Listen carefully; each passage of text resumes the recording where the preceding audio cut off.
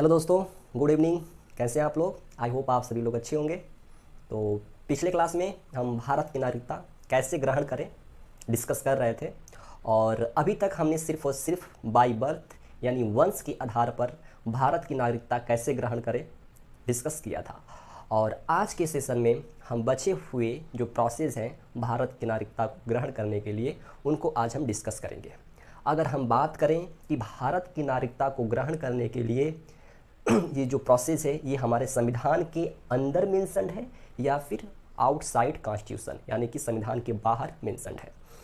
तो अगर ये क्वेश्चन आप लोगों से कोई पूछता है तो आप लोगों का जवाब होना चाहिए कि भारत की नागरिकता को ग्रहण करने का जो तरीका है, जो प्रोसेस है, वो संविधान में मेंशन नहीं है, यानी कि संविधान के बाहर मेंशन्ड है।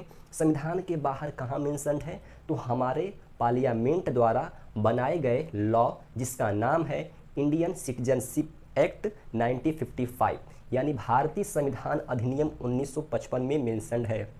क्या चीज़ मेंशन है? तो भारत की नागरिकता को ग्रहण करने तथा त्यागने का जो प्रावधान है, जो प्रोसेस है। ये बात हो गई। अब हम बात करेंगे कि ये जो पावर्स पार्लियामेंट को मिलती है ये कहाँ से मिलती है। तो ये हमारे पार्ट 2 ऑफ द कॉन्स्टिट्यूशन यानी संविधान के भाग 2 से मिलती है। भाग 2 में आर्टिकल 5 से लेकर 11 तक दिया गया है। अब इस आर्टिकल में से कौन सा आर्टिकल है जो संसद को पावर्स प्रोवाइड करता है, शक्ति प्रदान करता है सिटीजनशिप पर यानी नागरिकता पर कानून बनाने के लिए? तो वो है आर्टिकल 11 यानी कि अनुच्छेद 11। तो ये थी बेसिक नॉलेज जो कि हमें जाननी चाहिए। अब हम वो जो 5 तरीके बताए गए हैं हमारे इंडियन सिटीजनशिप एक्ट 1955 में, उनको हम देख लेते हैं। तो हमने पहले से लिख रखा है, वो कुल 5 तरीके हैं जिसके अंतर्गत, जिसके थ्रू हम भारत की नागरिकता ग्रहण कर सकते हैं। तो सबसे पहला है सिटीजनशिप बाय बर्थ यानी कि जन्म के आधार पर भारत की नागरिकता को कैसे ग्रहण करें। दूसरा है आपका सिटीजनशिप बाय डिसेंट यानी कि वंश के आधार पर भारत की नागरिकता कैसे ग्रहण करें। और तीसरा है सिटीजनशिप बाय रजिस्ट्रेशन यानी कि पंजीकरण के आधार पर भारत की नागरिकता कैसे ग्रहण करें। और चौथा है सिटीजनशिप बाय नेचुरलाइजेशन यानी प्राकृतिकरण के आधार पर भारत की नागरिकता कैसे ग्रहण करें। और पांचवा है citizenship by incorporation of territory यानी कि भारत के द्वारा अर्जित क्षेत्र के माध्यम से हम भारत की नागरिकता को कैसे ग्रहण करें। तो ये कुल 5 तरीके हैं भारत की नागरिकता को ग्रहण करने के लिए, और ये हमारे भारतीय नागरिकता अधिनियम 1955 यानी कि इंडियन सिटीजनशिप एक्ट 1955 में मेंशन्ड है। और अभी तक यानी कि हमने बाई बर्थ यानी कि सिटीजनशिप बाई बर्थ जन्म के आधार पर भारत की नागरिकता कैसे ग्रहण करें, ये तो हमने पिछले क्लास में डिस्कस कर लिया था। अगर जो लोग हमारे इस वीडियो को नहीं देखे हैं वो हमारे प्रीवियस वीडियो को देखकर जानकारी ले सकते हैं कि बाई बर्थ जन्म के आधार पर भारत की नागरिकता कैसे ग्रहण करते हैं। और आज के सेशन में हम डिस्कस करेंगे by descent, by registration, by naturalisation और बाई इनकॉर्पोरेशन ऑफ टेरिटरी के आधार पर भारत की नागरिकता कैसे ग्रहण करते हैं। ओके, तो हमारा टॉपिक क्या होगा? बाय डिसेंट यानी कि वंश के आधार पर भारत की नागरिकता कैसे ग्रहण करें। दूसरा है, पहला तो हमने कर लिया है। तो सिटीजनशिप बाय डिसेंट यानी कि वंश के आधार पर भारत की नागरिकता कैसे, वंश के आधार पर ओके कैसे ग्रहण करें। तो वंश के आधार पर भारत की नागरिकता ग्रहण करने के लिए हमारे पार्लियामेंट यानी संसद द्वारा कुछ स्पेसिफिक डेट दिए गए हैं और उसमें बताए गए हैं कि भारत की नागरिकता ग्रहण करने के लिए क्या प्रोसेस है। अभी हमने पिछले क्लास में पढ़ा था कि बाई बर्थ, तो बाई बर्थ में हमने ये जाना था कि अगर भारत की नागरिकता ग्रहण करनी है तो जो बेबी का जन्म है वो इंडिया के अंदर यानी कि भारत की भूमि पर, भारत की मिट्टी में होना चाहिए, तभी जाके उस बेबी को बाई बर्थ यानी जन्म के आधार पर भारत की नागरिकता मिल सकती है और मिल जाती है। लेकिन जब हम वंश के आधार पर बाई डिसेंट भारत की नागरिकता प्रोवाइड करना चाहते हैं तो जो बेबी का जन्म है वो इंडिया में न होकर, भारत में न होकर, भारत से बाहर यानी कि विदेश में होता है। तो जाके हम बाई डिसेंट यानी वंश के आधार पर भारत की नागरिकता ग्रहण करते हैं। अब हम वो डेट देखते हैं जो स्पेसिफिक डेट हमारे पार्लियामेंट द्वारा दिए गए हैं। तो पहला डेट उन्होंने दिया है कि 26 जनवरी यानी 26 जैन 1950, 26 जनवरी 1950 को या फिर इसके बाद अगर बेबी का जन्म भारत से बाहर यानी कि आउटसाइड इंडिया हुआ हो, लेकिन 10 दिसंबर 1992 से पहले, तो हम उसे भारत की नागरिकता प्रोवाइड कर देंगे वंश के आधार पर। यानी कि ये लॉ कहता है कि अगर किसी बेबी का जन्म 26 जनवरी 1950 को या फिर इसके बाद लेकिन 10 दिसंबर 1992 से पहले किसी बेबी का जन्म आउटसाइड इंडिया यानी कि भारत से बाहर हुआ हो, तो उससे हम बाई डिसेंट वंश के आधार पर भारत की नागरिकता प्रोवाइड कर देंगे। लेकिन इसके लिए एक शर्त है, वो शर्त ये है कि सिर्फ और सिर्फ हम फादर के केस में भारत की नागरिकता प्रोवाइड करेंगे। सिर्फ और सिर्फ फादर के केस में यानी कि पिता के केस में हम भारत की नागरिकता प्रोवाइड करेंगे। मतलब ये है कि एग्जाम्पल के माध्यम से हम समझने की कोशिश करते हैं दोस्तों। मान लीजिए ये है इंडिया और इधर है ये आपका अमेरिका। ओके, अब इंडिया का है मुन्ना, ठीक, इंडिया का है मुन्ना, मुन्ना लिखा है। उसके बाद मुन्ना जाता है अमेरिका। कहाँ जाता है? तो मुन्ना जाता है अमेरिका और अमेरिका में जाकर ये मिलता है किससे? तो ये मिलता है मुन्नी से। ओके, ये मिलता है मुन्नी से और उसके बाद मुन्ना मुन्नी को पसंद करता है और फिर वहीं पे विवाह कर लेता है, शादी कर लेता है। अब ये हो गए हस्बैंड एंड वाइफ। अब इनका होता है प्यारा सा एक मैक्स यानी कि बेबी। अब इस मैक्स, इस बेबी का जन्म हुआ है 26 फरवरी 26 फेब 1991। यानी कि जो मुन्ना था इंडिया का, वो चल गया इंडिया से बाहर यानी कि अमेरिका चला गया। अब वहाँ वो मिला मुन्नी से और उसके बाद उससे कर लिया विवाह और हुआ उसके बाद मैक्स, और मैक्स का जन्म हुआ था 26 फरवरी 1991। अब हम इस डेट को देखेंगे और इस डेट से हम इसको क्या करेंगे? मैच करेंगे। अब देखिए जो डेट है 26 फरवरी 1991, ये इसके बीच में पड़ता है। इसका मतलब जो मैक्स है वो भारत की नागरिकता लेने के लिए एलिजिबल है। ओके, तो फिर ये जो मुन्ना का जो फादर है, इसके पास तो भारत की नागरिकता पहले से है क्योंकि ये तो इंडिया का है, इंडिया से अमेरिका गया है। तो हम इसके फादर, ये मुन्ना कौन हुआ? इसका फादर मैक्स का। तो मुन्ना के नागरिकता के आधार पर हम मैक्स को भारत की नागरिकता प्रोवाइड कर देंगे। समझ में आ रहा है कि नहीं? कहने का मतलब अगर मान लो अगर यहीं पे अगर मदर होती और मदर फिर जाती अगर बाहर भारत से और फिर उसके बाद मैक्स होता, तो फिर इस कंडीशन में उस मैक्स को भारत की नागरिकता नहीं मिल पाती। यानी कि सिर्फ और सिर्फ फादर के केस में हम इस लॉ के अंतर्गत इस मैक्स को भारत की नागरिकता प्रोवाइड कर रहे हैं। तो आई होप आप लोग समझ गए होंगे ये लॉ क्या कहने की कोशिश कर रहा है। ये लॉ कह रहा है कि अगर किसी बेबी का जन्म 26 जनवरी 1950 को हुआ हो या फिर इसके बाद हुआ हो, लेकिन 10 दिसंबर 1992 से पहले हुआ हो भारत से बाहर, तो उसे हम बाई डिसेंट यानी वंश के आधार पर भारत की नागरिकता प्रोवाइड कर देंगे।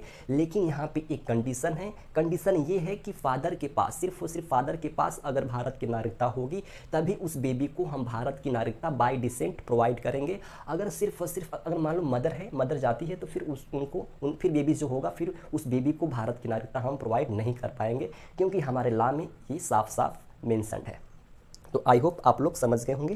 अब हम देखते हैं दूसरे डेट को, जो दूसरा डेट हमारे पार्लियामेंट द्वारा मेंशन किया गया है।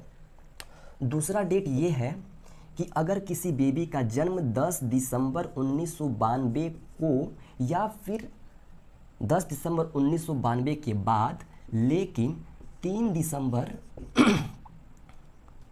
2004 से पहले भारत से बाहर हुआ हो, तो उसे हम बाई डिसेंट वंश के आधार पर भारत की नागरिकता प्रोवाइड कर देंगे।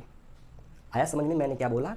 मैंने ये बोला कि अगर किसी बेबी का जन्म 10 दिसंबर 1992 को हुआ हो या फिर इसके बाद, लेकिन 3 दिसंबर 2004 से पहले किसी बेबी का जन्म भारत से बाहर हुआ हो, तो उसे हम बाय डिसेंट वंश के आधार पर भारत की नागरिकता प्रोवाइड कर देंगे। लेकिन अभी तक क्या था कि सिर्फ और सिर्फ फादर के केस में बेबी को भारत की नागरिकता मिल रही थी। लेकिन अब क्या है कि पेरेंट्स में से किसी एक के पास भी भारत की नागरिकता होगी तो हम उस बेबी को भारत की नागरिकता प्रोवाइड कर देंगे यदि उसका जन्म भारत से बाहर यानी विदेश में हुआ हो।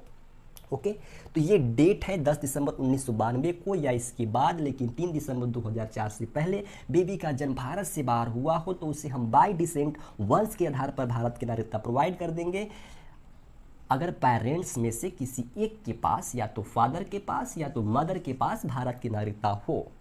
अब हम इसे एग्जाम्पल से समझने की कोशिश करते हैं।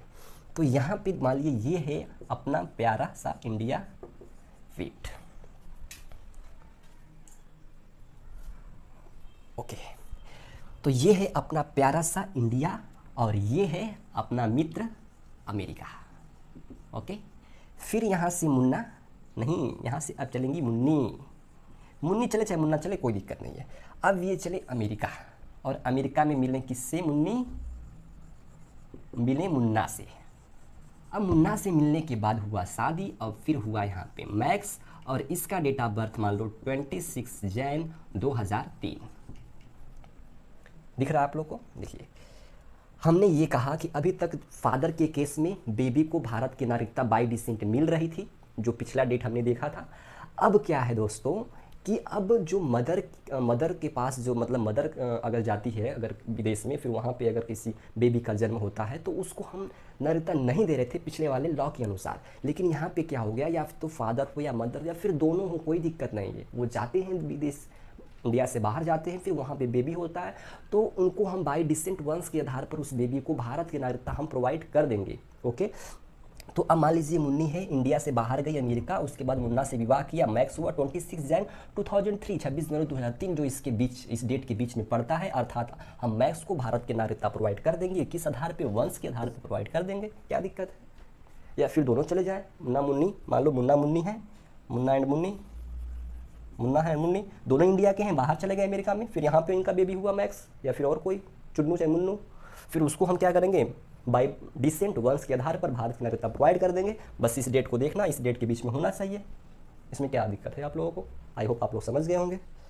तो ये दो स्पेसिफिक डेट थी जिसके बीच में बेबी का जन्म होना चाहिए भारत से बाहर, तो उसे वंश के आधार पर हम भारत की नागरिकता प्रोवाइड कर देंगे।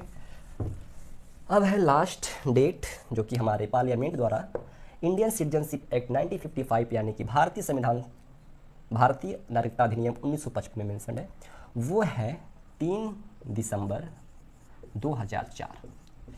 यानी कि यदि किसी बेबी का जन्म 3 दिसंबर 2004 को या फिर 3 दिसंबर 2004 के बाद भारत से बाहर जन्म हुआ हो तो उसे हम बाय डिसेंट यानी कि वंश के आधार पर भारत की नागरिकता प्रोवाइड कर देंगे। ओके, अभी तक हमने जान लिया है, या तो फादर हो या तो मदर हो या तो दोनों के पास हो भारत की नागरिकता, और उसके बाद जो बेबी का जन्म होता है वो भारत से बाहर होता है तो उसे हम बाय डिसेंट यानी वंश के आधार पर भारत की नागरिकता प्रोवाइड कर देंगे। लेकिन इसमें ये चीज़ है कि जैसे मान लीजिए अगर बेबी का जन्म भारत से बाहर विदेश में होता है तो आपको, अब इसमें क्या था कि अभी तक कुछ मान लीजिए क्या करना था, जो बर्थ था उसको रजिस्टर नहीं करना होता था इंडियन कंसुलेट में। लेकिन इस लॉ के अंतर्गत पार्लियामेंट ने कहा कि देखिए अगर कोई पेरेंट्स हैं वो इंडिया से बाहर जाते हैं, फिर वहाँ पे उनका बेबी का जन्म होता है तो उस बेबी को हम बाय डिसेंट वंश के आधार पर भारत की नागरिकता प्रोवाइड कर देंगे। लेकिन उनको 1 साल के भीतर, विदिन 1 ईयर, यानी कि 1 साल के भीतर बेबी के बर्थ को रजिस्टर करना पड़ेगा। कहाँ पे? तो हमारे इंडियन कंसुलेट में। अगर हिंदी उसका होता है भारतीय वाणिज्य दूतावास, वहाँ पे क्या करना होता है, बेबी के बर्थ को रजिस्टर करना होता है विदिन 1 ईयर, 1 साल के अंदर। मान लीजिए आप 1 साल के अंदर उस बेबी के बर्थ को आप रजिस्टर नहीं कर पाते हैं इंडियन कंसुलेट में, तो फिर आप क्या करेंगे कि आपको डिक्लेयर करना होगा, घोषित करना होगा कि हमारे बेबी ने किसी भी कंट्री के पासपोर्ट को होल्ड नहीं किया है, तो फिर जाके हमारे गवर्नमेंट ऑफ इंडिया द्वारा उस बेबी को भारत की नागरिकता प्रोवाइड कर दी जाएगी। जैसे कि जो मुन्ना मुन्नी है और उनका जो बेबी है मैक्स, अगर उन्होंने 1 साल के भीतर इस लॉ के अकॉर्डिंग 3 दिसंबर 2004 को जन्म हुआ है उसका, और इसके बाद ये जो डेट दिया है 3 दिसंबर 2004 को या 3 दिसंबर 2004 के बाद किसी बेबी का जन्म भारत से बाहर यानी विदेश में हुआ हो तो उसे हम बाय डिसेंट यानी वंश के आधार पर भारत की नागरिकता प्रोवाइड कर देंगे। ओके, लेकिन इसमें क्या कंडीशन है कि जो पेरेंट्स हैं उनको विद इन 1 ईयर 1 साल के भीतर बेबी के बर्थ को रजिस्टर करना पड़ता है। कहाँ पे? तो इंडियन कंसुलेट में।